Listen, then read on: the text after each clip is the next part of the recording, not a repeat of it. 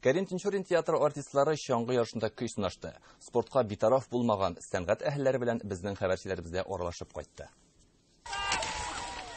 Кич спектакль, шуңа труппа тулысынча җыелмады.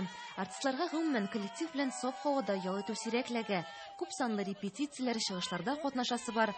Артем Пескуновның да мәсәлән бу сезонда чаңгыга 3нче тапкыр гына басуы. Безгә абый белән икебезгә алып биргәннәр иде. Өр-яңа чаңгы, пластиковый чаңгы дип әйтәләр инде аны.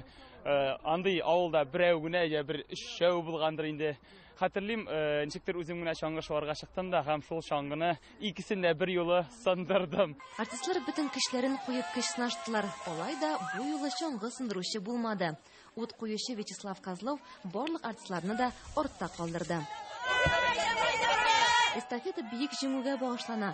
Шулай ук сугыш ветераннары белән очрашулар, мәктәпләрдә һәм өлкәннәр йортында чыгышлар көтелә. Әгәр дә безнең инде сугыш вакытындагы биек ватан сугышындагы җиңү булмаган булса, менә хәзерге вакыттагы ярышлар да була алмаган иде.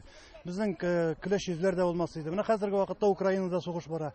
Без сугыш өчен түгел, без матур, тыныч аяз күк йөз өчен. Һәм сугышмасыннар. Менә шундый соревнованиялар вакытында көрәшсеннәр, җиңсеннәр, ләкин сугышта сугыш булу кирәкми.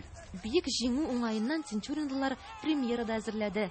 Гашыклар тавы спектакле яраткан кешеңә тугры калып көтә белү турында. Ясин Вафин, Илшат Мөхәммәтов.